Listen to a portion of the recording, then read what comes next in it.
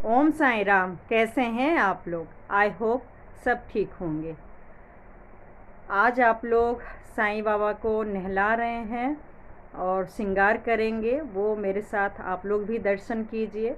और वीडियो बनाने का बस यही मकसद है, जहाँ चाह वहाँ राह। मेरे लिए भी बहुत मुश्किल था मॉर्निंग में 4 बजे उठना। आजकल के लाइफ स्टाइल इतना बेकार हो गया है कि ये चीज़ करना बहुत ही मुश्किल है। और हमें भी और हमारे बच्चे को भी बस एक ही बहाना बन गया है कि लेट नाइट तक या तो बच्चे पढ़ाई करेंगे या हम काम करते हैं लैपटॉप मोबाइल पे, या टाइम पास करते हैं और फिर लेट सोते हैं, फिर लेट उठते हैं। और सही में बस अपना ज़िंदगी बर्बाद कर रहे हैं। और मुझे भी लगता था कि भाई अगर हम दिन भर काम करते हैं तो मॉर्निंग में तो बिल्कुल भी नहीं उठ सकते हैं, लेकिन ये बहुत ही गलत धारणा थी। और अब जो ये मुझे मिला है, सही बोलूँ बाबा की ही कृपा है। बाबा ने ही मुझे इशारा किया, क्योंकि मेरा कुछ वीडियो आप 2 साल से देखिएगा। मैं बहुत ज़्यादा परेशान थी। मतलब मैं काम तो करती थी, लेकिन जो एक शांति सुख मिलता है, जो बेचैनी मुझे बहुत लाइफ में थी, वो मिल नहीं रहा था।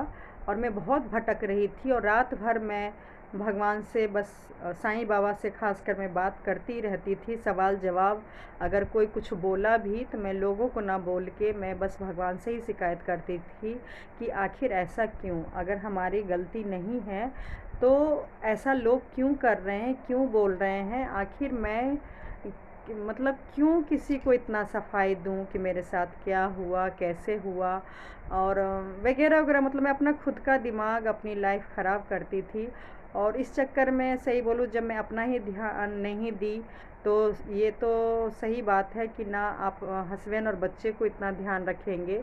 और इस कारण मतलब और मेरे हस्बैंड थोड़े से थोड़े क्या बहुत ज़्यादा लापरवाह है। अगर मैं हाथ में सब कुछ ना दूँ तो वो अपना केयर नहीं करते हैं।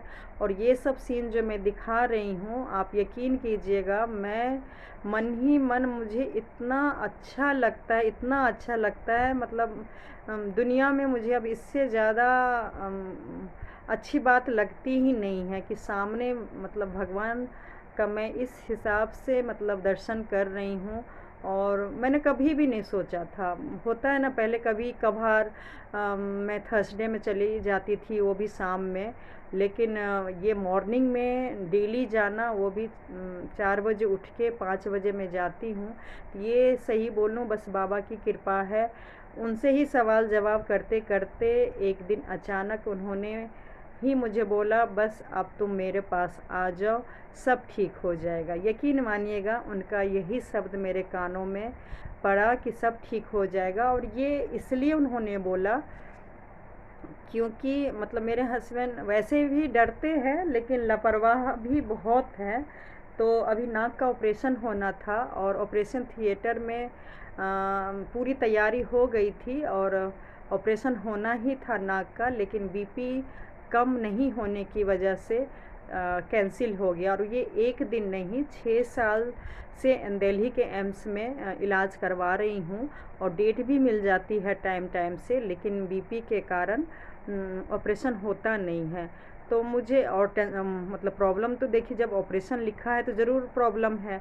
तो 6 साल में सोच सकते हैं कि बहुत ज़्यादा इंक्रीज हो गया है, बहुत प्रॉब्लम बढ़ गई है। डॉक्टर ने मुझे बुला के बोले कि आप पेशेंट को बोलो कोऑपरेट करने, बहुत लापरवाह कर रहे हैं, कई साल से ये डेट मिला हुआ है और ऑपरेशन नहीं करवा रहे हैं, आगे चल के ज़्यादा परेशानी होगी।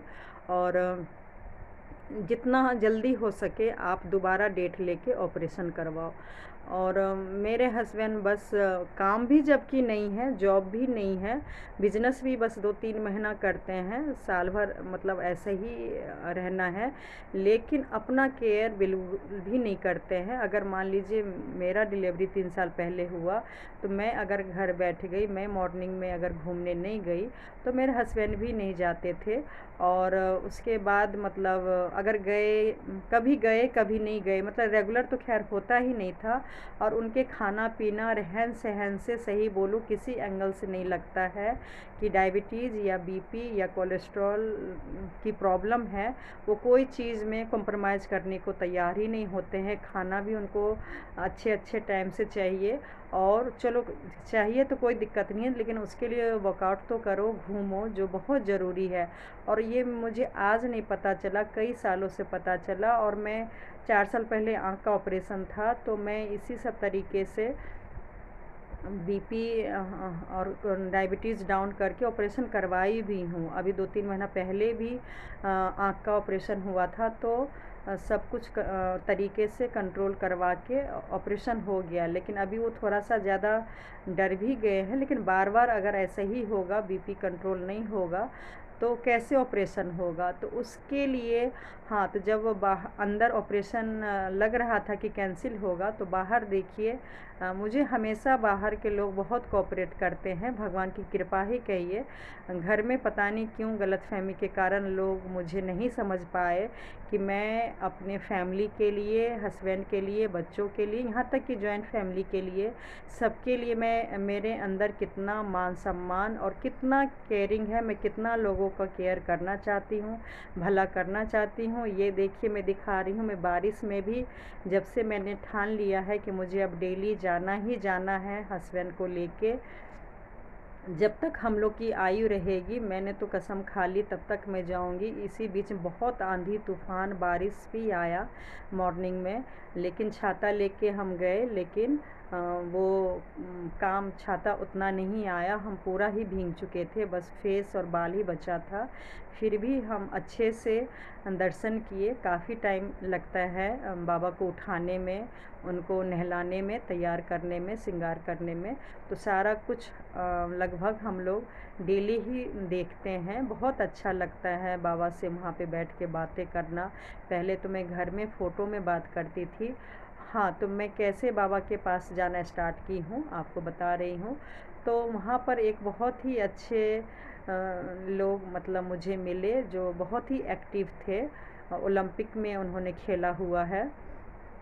एज होगा 50-55, लेकिन बहुत ज़्यादा एक्टिव थे वो। जब मुझे परेशान देखे, तो उन्होंने मुझे बोला कि आप जब तक आप अगर सोचोगे तो सब हो जाएगा। मैं थोड़ा ज़्यादा परेशान हो गई। मैं बोली मैं क्या करूं, हस्बैंड बात ही नहीं मानते हैं।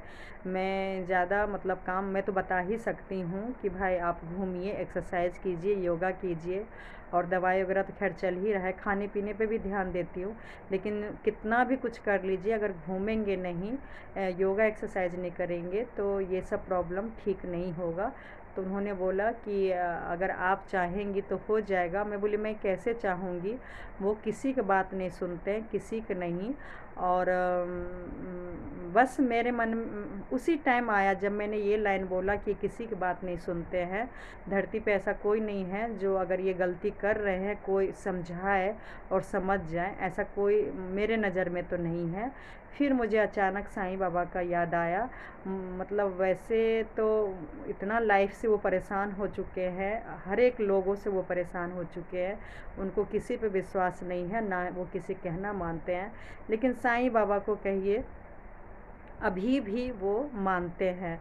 बस मेरे हस्बैंड ऑपरेशन थिएटर से जो बाहर एक कमरा होता है, उसमें उनको कपड़ा उपड़ा चेंज करके रखा था, और मैं बाहर थी।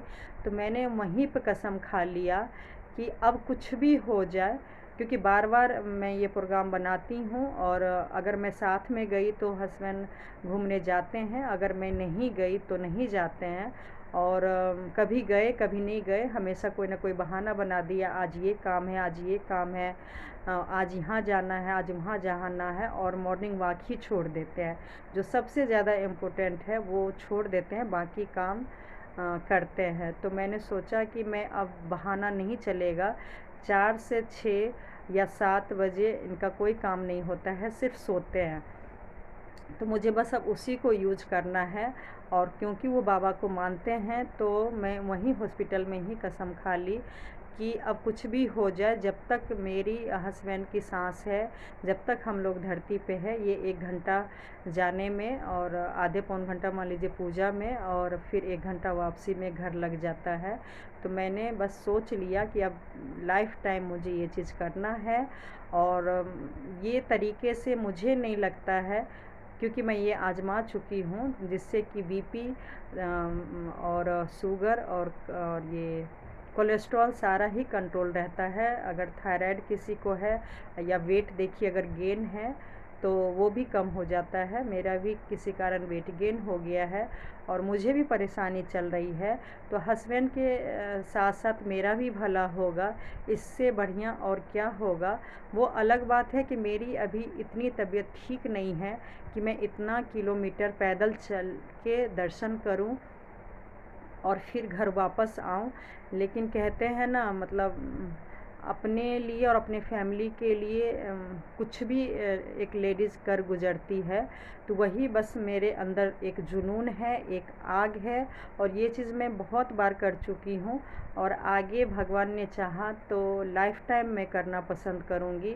बस हम कौन होते हैं देखिए, इतना दूर चल के भगवान का दर्शन कर सके।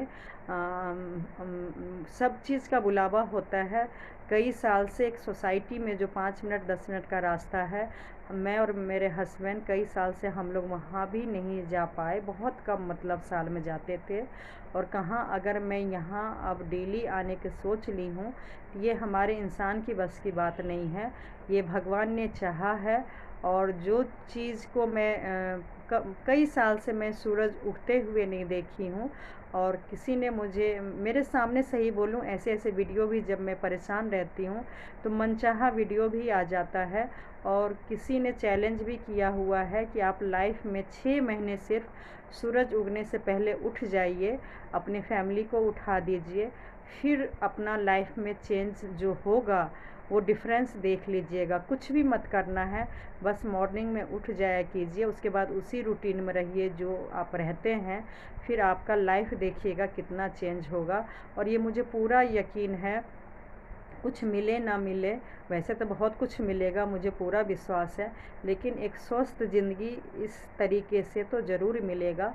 आप लोग भी जिस भगवान को मानते हैं वहाँ जाइए और मॉर्निंग में उठने की कोशिश कीजिए, क्योंकि इसके बिना कुछ नहीं हो सकता है। मैं अभी भी लेट सोती हूँ, ऐसा नहीं है कि मैं जल्दी सोने लगी हूँ। हाँ, तो जो बंदे मुझे एम्स में मिले थे उनका कहना था कि मैं डेली 4 बजे उठता हूँ, और ऐसा नहीं कि रात में लेट ही सोता हूँ, मेरे भी 11 बज जाते हैं, लेकिन रूटीन है कि मैं डेली सोता हूँ।